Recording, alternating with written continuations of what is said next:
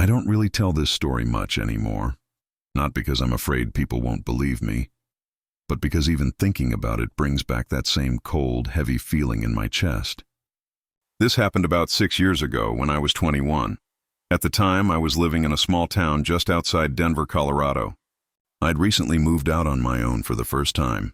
I found this tiny studio apartment on the edge of town, one of those older buildings with thin walls, creaky floors, and a weird damp smell that never really went away.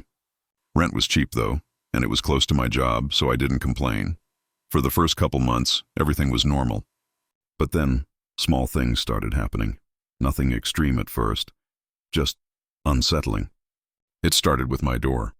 Almost every morning when I left for work, I'd notice the deadbolt slightly turned. Not all the way, just off by a few millimeters. I thought maybe I was just being careless, not locking it properly. Then I started finding my lights on when I was sure I'd turned them off. Once I came home and my toothbrush was lying on the sink, soaked, like someone had used it. That one made my stomach turn. I didn't tell anyone because, honestly, I thought I was going crazy. Maybe I was overworking. Maybe I was just tired and forgetting things. But I started taking pictures. My door locked, my windows closed, the position of objects. And every time, something small would be different by the time I got home. One night around 2:30 a.m., I woke up to a faint scraping sound, like metal sliding against wood. It came from the kitchen area, maybe 10 feet from my bed. I froze listening. The sound would stop for a few seconds, then start again. Scrape, pause, scrape. It was the kind of noise you can't mistake. Slow, deliberate, like someone trying to move quietly but failing. I reached over and grabbed my phone, keeping the screen dim. I texted my friend who lived nearby. "Hey, I think someone's in my apartment." He called me immediately, but I muted it. The sound stopped the second the phone buzzed. I lay there for what felt like an hour, every muscle in my body tensed. Eventually, I built up the courage to peek over the edge of my bed. The kitchen light was off, but I could see just enough from the streetlight outside. And that's when I noticed something that made my blood run cold.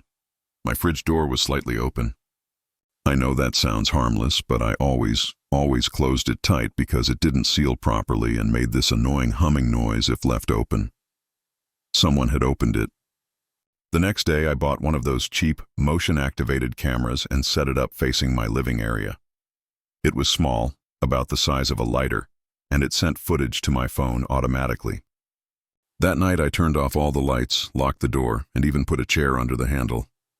I woke up the next morning to find everything exactly how I left it.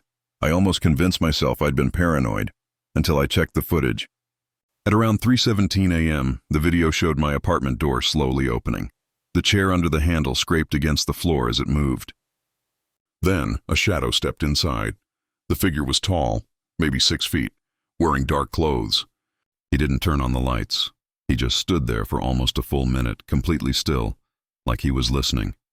Then he started walking toward my bed. I can't even describe the feeling I got watching that. He stopped about 2 feet away from where I was sleeping, his face barely visible in the faint streetlight.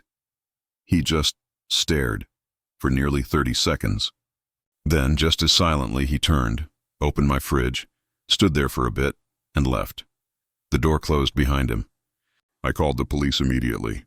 They came, reviewed the footage, took my statement, but they didn't catch the guy. The lock didn't show any signs of forced entry.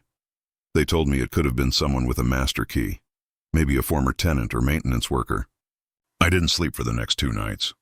I moved out within a week, found another apartment across town. For a while, things went back to normal. Then, one evening, about 2 months later, I came home from work and found a note under my door. It wasn't in an envelope, just folded once. On the front, in messy handwriting, it said, "You sleep too deeply." That was it. No signature, no context, just that one sentence. I don't know how whoever it was found me again. I'd never told anyone my new address except my landlord and work. I changed my number, got a new lock, even bought a dog eventually. I still live in that city. But to this day, I check every corner of my room before I sleep. And I haven't used the same toothbrush twice since. Sometimes I wake up in the middle of the night, sure I heard that same scraping sound again, but I never find anything. Which story scared you the most? Comment below, and subscribe for more true horror stories.